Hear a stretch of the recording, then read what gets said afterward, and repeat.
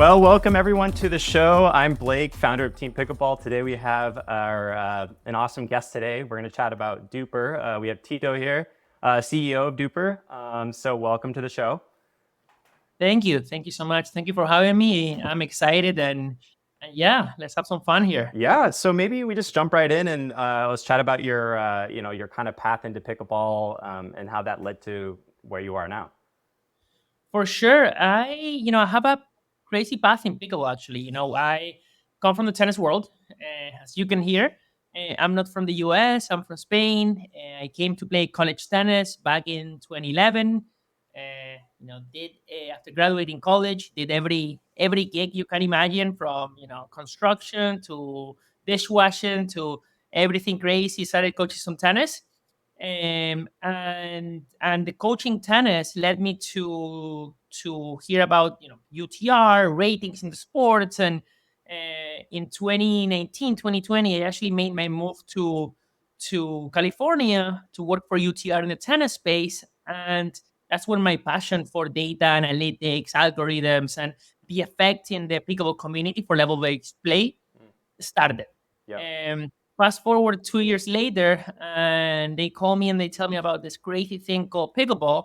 And initially, I was a little bit like, yeah, I've seen pickleball in the parks. It looks like, a retirement sport, and it looks, it had didn't have that appeal to me at the beginning. I had never played. It looked a little bit like, a slower tennis Yeah. kind of concept that it wasn't for me. So um, my former boss flew me down to Phoenix, Arizona, and there was a PPA event. I remember this was a legacy in the middle of the desert. So flew down there, and when I got there, there's like this massive facility in the desert, Mad Max style, middle of nowhere, 40 courts, people, 3,000 people, people having white claws and beers and music. And it was like an instant community love. I got it. Sure. I fell in love for the community before before the sport. The sport came after. So once I got in, I kind of realized like, oh wow, this is something special. So I left everything, came to DUPR, and at that stage it was a PowerPoint with no actual app. So it's Sure. been a journey from the beginning. Yeah, no, you're so right about the community aspect. I think that's what really hooks people on it, because even going down to your local court, like, I mean, you instantly have a connection with people that like you normally wouldn't, and I think that's a huge part of the sport being so popular, is that built-in community. So yeah, let's just back up a little bit and talk about what even is DUPR. Let's assume that people don't know what it is. Maybe give us a rundown on that. For sure, for sure. So DUPR stands for the Dynamic Universal Pickleball Rating. Okay, DUPR was created early on during the sport as a rating to be able to measure players, and kind of like a sibling company for Major League Pickleball. Right, we were owned by the same people. It was founded by Steve Kuhn, and it all started there at Dreamland. It actually used to be called Dreamland Universal Pickleball Rating before it was called Dynamic. So the whole goal initially was to create a level based tool, or a level tool, to be able to put all of the players across the globe in the same standard, so we can find players at our level. So right now DUPR is, well, now and forever, it's a scale between 2 to 8, and everyone in the pickle space is in it, regardless of age, gender. If you're a professional, if you're in China, if you're in Spain, it doesn't really matter. It's the same scale for everyone. So that's the core concept of DUPR. And around that, we've built community, right? We built a consumer-based app, an engagement app, with 70 API partners. We're working with everyone in the space, and it has created a little bit of a cultural phenomenon, right? I mean, I think people are very passionate about their DUPR rating, and that's the stickiness. It's really addictive to be able to follow the pathway of your pickable journey through our app. Sure. Yeah. And so I guess just on even like a deeper level there, like what makes DUPR unique other than just saying like I'm a 4.0? Like what is DUPR? How is it more unique than just like a simple rating? Yeah, so at the end, listen, we have a very complex algorithm and an insanely smart team behind this. That this is all they do. They're looking at all of these different data points, right? And we look for who you're playing with, the points. We look at you're winning or losing. So we're looking at a body of data, not only from one game, but we're looking at your whole history to be able to give you this number, right? So that's what makes DUPR so unique.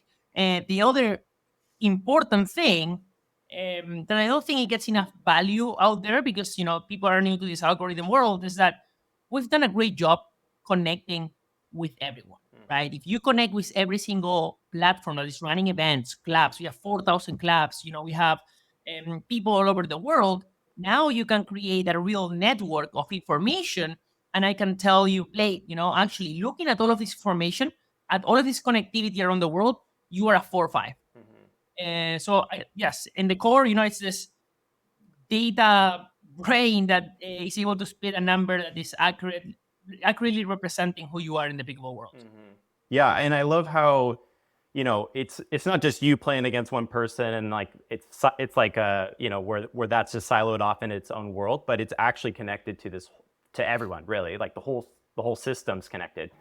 So I think that's super super cool. And I love like what you were talking about earlier, just how having a universal score across how everyone has the same score, like it's on the same rating for everyone, and how that just levels kind of the playing field. Like it doesn't matter. I don't have to go and wonder, is this going to be a good matchup? Like I can know for sure that like this is going to be a relatively even matchup with this person, no matter what age they are. So we always talk about this too. Is like the older people are really and a lot of times they're better than me. So it's like it's hard to just gauge face to face. Like, well, oh, they're 60 and I'm 30, right? Like you think like, oh, well, maybe that's not gonna be a good matchup, but it very well could be. So I think that's what's cool about something like this.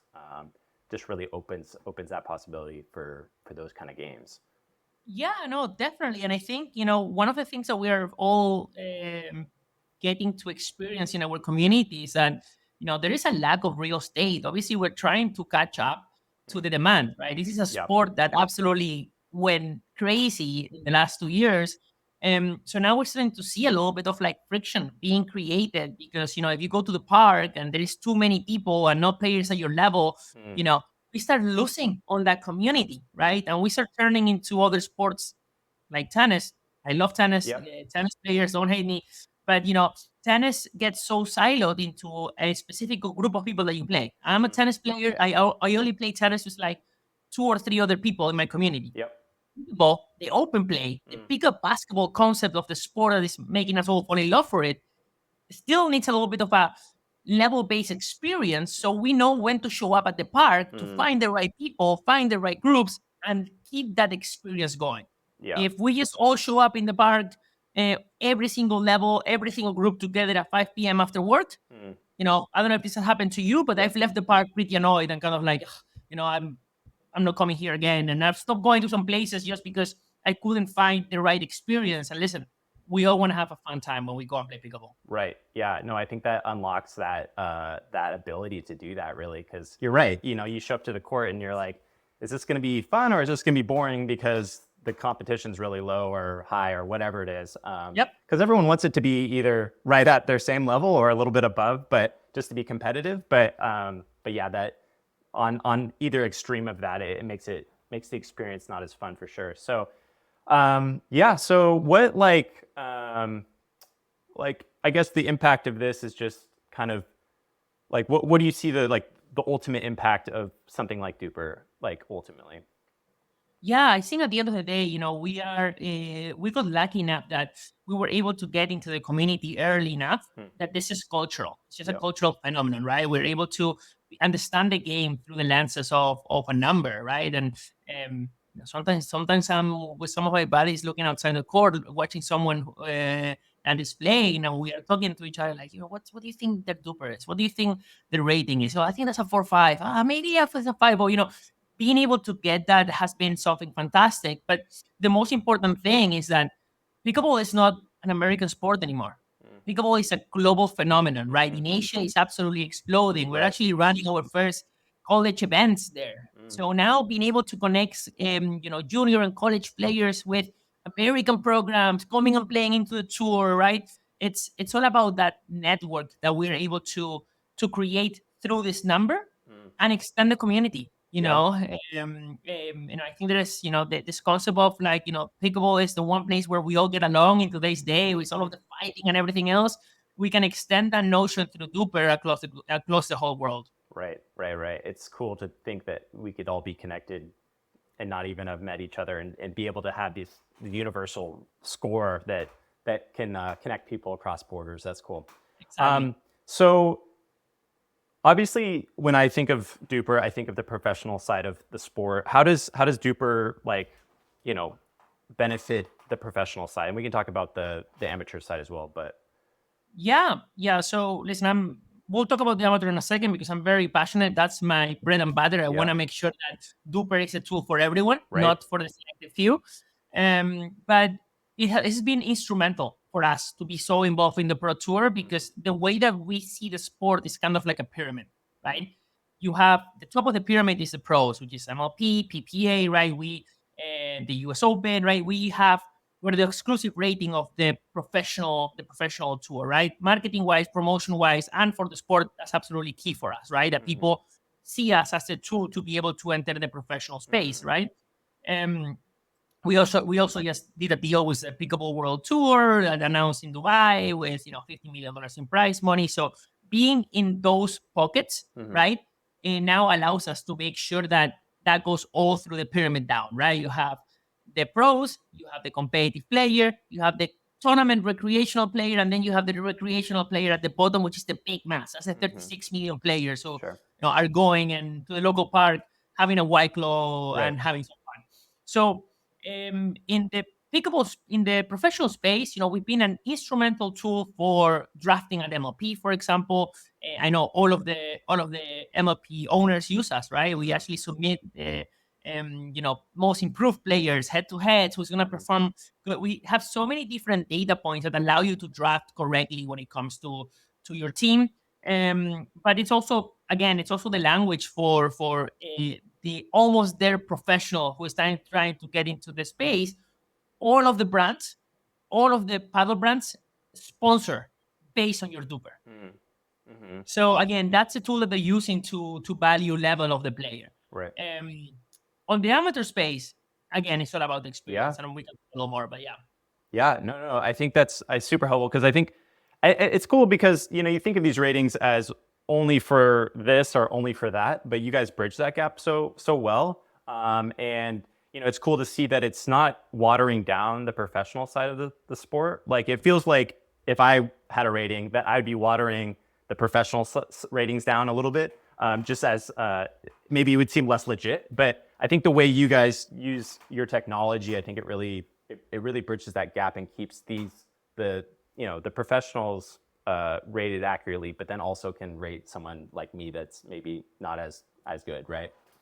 Yeah, and one of the great things about this sport is that it has been accessible.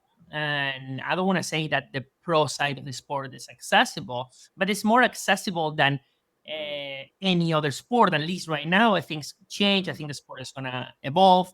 But a lot of us coming in on the younger side, we were looking at the professional game, and I was like, you know what, maybe I could play at that level. Maybe I'm athletic enough. And you have some players in the tour that don't have a racket sports experience. They come from hockey. They come from so many other sports. So I'm not gonna lie. The first time I went out being a tennis player all my life, I was like, man, I'm gonna be a pro in five months.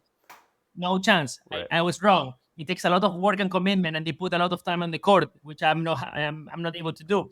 But and also lack of talent on my side. But the point is that there has to be an accessible way to be able to find the pathway for the junior players to go through the ranks. And pickleball is a sport that we have a second chance. Right? So many of the sports were built from old school concepts, and pickleball, we have this opportunity almost to come and shape this phenomenon, right? Which when does that happen in sports? Right. When do you get a whole new sport like NFL? Like you're not gonna shape the NFL anymore. I'm not gonna shape tennis, the NBA. All of these are structurally so built that you cannot make real changes, or it's very complex to make real changes. In Pickleball, we get to use all of those experiences and create a really cool product. Yeah, that's super cool. And I think that maybe ties into kind of my other question was like, how do you see technology like yours really shaping the future of the sport? Like, do you, you know, I guess like, obviously you guys are evolving all the time. The sport's obviously evolving, especially, I always say it feels new. The sport feels new because it's new in the sense that people are actually taking it seriously. Yeah. Versus it's been around obviously for a little bit, but like you said, like there's a lot more people getting involved in this space. You guys, having this technology now, like how do you see what you're doing really pushing it into the future? Yeah, so I think we've been able to have a very modern approach to technology within the sport, right? Like we've gone the partnership and the API route, which is a little bit of a new concept, even in the tech space, right? Like we see a lot of the new thing is to have an API. The new thing is to work with other groups, right? Right. To be able to power your platform, and that's the way that DUPR has been able to do this. We are not trying to be that technology company that does everything in the space. We know we have a niche. We know we're good at it. We're trying to be the best at what we do, and we're allowing the rest of the professionals to do what they know they're good at, right? So I think that that concept is the key ingredient of a successful DUPR, right? What other partners can we help grow? What other great technologies can we partner with to make sure that the experience just keeps getting better and better, and really not create a fragmented space, right? If we're able to all unite to create a better experience, right? And there is always competition in everything, Right. but I think over time we're going to create an ecosystem Right. through technology to make the sport better. And again, that's unique to any other sport that have been they're so structurally created already. Yeah, I love that. I mean, it's community within the app, but then it's also community outside of the app on more of a business to business level. So Completely. I think that's super cool. So okay, take me for example. I don't have a duper. What is the easiest way for someone to jump in? They want to get a duper score. What would you recommend? So there's a bunch of ways, right? We have over 4,000 clubs on the platform that have rating sessions at the club. You can go to a club, play some games, and get a rating. You can also go and self-post matches. You can use the app, go and play some games and play some matches, and you're gonna get a rating, right? The most important part is that when you play against other people, that they're connected to the community, so we're able to get enough data points to be able to put you on the right spectrum, right, of who you are and what your level is, right? Sure. The more matches, the more data you give us, the more accurate we're gonna get, and the closer to your level that's gonna be. We also have a thing called reliability score. This reliability score tells us, how much data we have from you and what kind of data we have from you, right? If you, Blake, only play with your same friend and you only put matches against that same friend, we don't have the trust or confidence that your rating is going to be accurate, right? So the more you play against different people, different players in the community, you get more data in, the more that reliability score is going to go up, and the more sure we're going to be that your rating is a 4, 5, 3, 5, whatever it is. Right. So that's step one, right? The other thing that we're trying to do as well is we're trying to empower coaches within the community. So we just launched a coaching program with my Pickleball journey, with RPPK. The idea is to enable coaches at the club level to also be able to give you the initial rating. You might not have data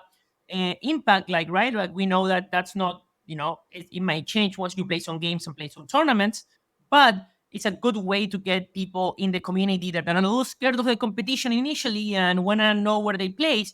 Use the expert eye of a professional to tell you, hey, we're going to start you as a 3-5. Once we get some matches in you, that might evolve and change, if that makes sense. Right. And so from my understanding too is that you have to at some point play against someone that has a duper, right?